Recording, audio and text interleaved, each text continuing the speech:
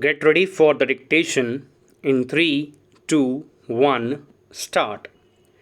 Any further communication sought to be relied upon by the petitioner also cannot help his case, since according to the respondents, the petitioner has been on leave from 1996 till the order of deemed registration was passed in the year 2003.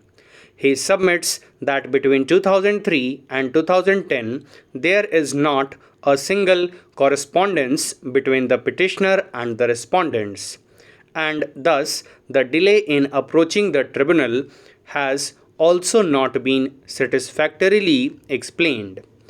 Even otherwise, he contends that the law is well settled, that only making representations does not extend the period of limitation.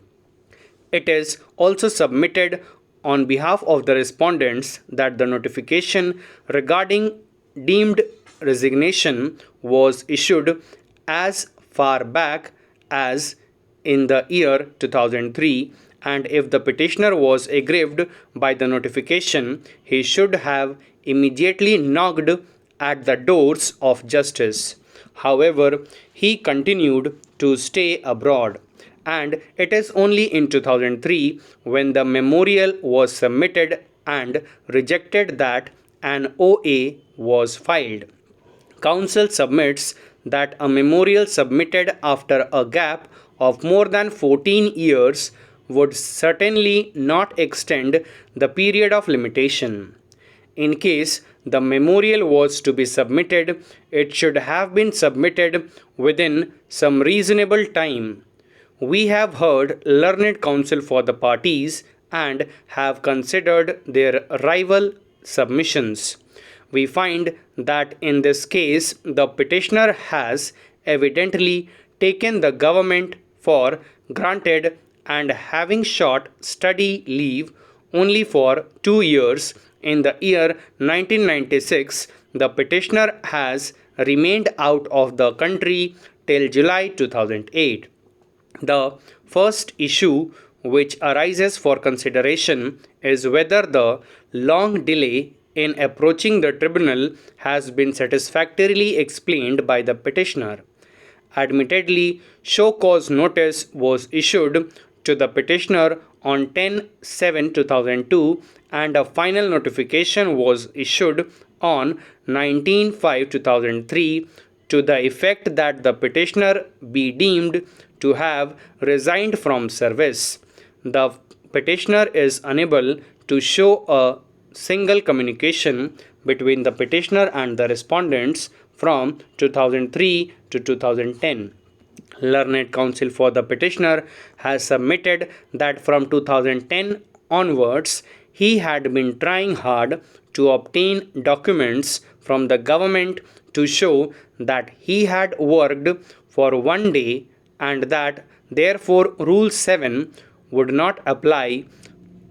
To this end, the petitioner had made a representation memorial dated 28/2/2017.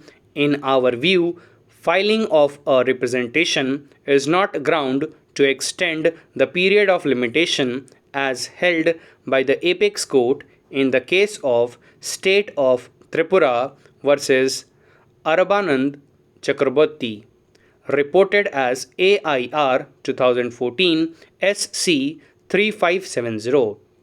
We are also not impressed by the submission that since a memorial was submitted on 28/2/2017, which was rejected on 31/7/2017, the notification dated 19/5/2003 would merge with the rejection order of 31/7/2017. We say so, firstly, for the reason that the period for submitting a memorial is 90 days as per Rule 25(1)(c), which rule we reproduce below. Memorial 25(1): a member of the service shall be entitled to submit a memorial to the President against any order of the central government or the state government by which he is aggrieved. provided that such memorial shall be submitted within a period of 90 days from the date of passing of an order in any appeal, review or revision as the case may be by the central government or the state government as the case may be. Secondly, the law does not permit a party to make a representation or submit a memorial beyond the period of limitation and upon rejection thereof to claim a fresh cause of action. This practice is and must be discouraged.